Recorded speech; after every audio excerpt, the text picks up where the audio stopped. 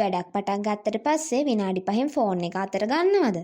පාඩම් කරන්න වාඩි වුණාම හිත ලෝකෙ වටේ යනවද? පැයකින් කරන්න පුළුවන් වැඩේට පැය ගාණක් යනවද? අද කාලේ තියෙන ලොකුම අභියෝගයක් තමයි ફોකස් නැතිකම.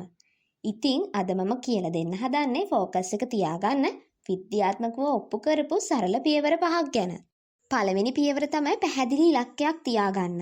ඔයා මොකක්ද කරන්න යන්නේ කියලා හරියටම දැනගන්න.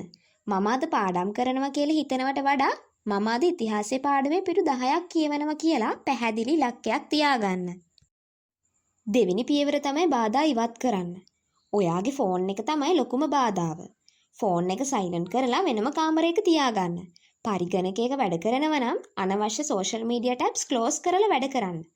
වැඩ කරන තැන පිළිවෙලකට තියාගන්න. මේ පොඩි වෙනස්කම් වලින් ලොකු ප්‍රතිඵලයක් ගන්න පුළුවන්. තුන්වෙනි පියවර තමයි ප්‍රොමඩෝරෝ ටෙක්නික් එක පාවිච්චි කරන්න. දිගටම පැය ගාණක් වැඩ කරන එක හිතට බරක්. ඒ නිසා විනාඩි 25ක් වැඩ කරලා විනාඩි 5ක බ්‍රේක් එකක් ගන්න.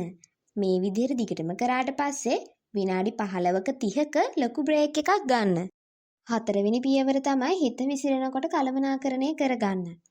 වැඩක් කර කර ඉන්නකොට එකපාරටම අනේ අරයට කෝල් එකක් දෙන්න ඕන නේද වගේ වෙන වෙන සිතුවිලි හිතට එනවා.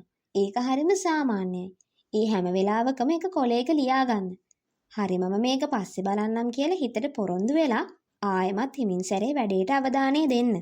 මේකෙන් ඔයාගේ හිතේ බර අඩු වෙලා ફોකස් එක නැති වෙන්නෙත් නැහැ. පස්වෙනි පියවර තමයි විවේකයේ සහ පුහුණුව. අවසාන වශයෙන් ફોකස් එක කියන්නේ භාවනාවක් වගේ දෙයක්. ඒක පුහුණු කරන්න ඕන. ඒ වගේම ඒකට විවේකය අත්‍යවශ්‍යයි. හොඳට නිදා ගන්න, හොඳට වතුර බොන්න, හොඳට කන්න, හොඳ නිින්ද සහ දිනපතා පුහුණුව ඔයාට ફોකස් එක තියාගන්න උදව් වෙනවා.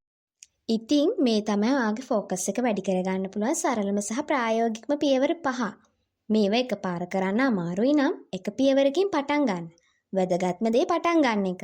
ඔයා ફોකස් එක හදාගන්න පාවිච්චි කරන වෙන ක්‍රම මොනවා හරි තියෙනවා නම් පහලින් කමෙන්ට් එකක් දාගෙන යන්න. මේ වීඩියෝ එක ඔයාට ප්‍රයෝජනවත් වුණා නම් අනිවාර්යයෙන්ම ලයික් එකක් දාන්න. ඔයාගේ යාළුවන්ට බලන්න ෂෙයා කරන්න.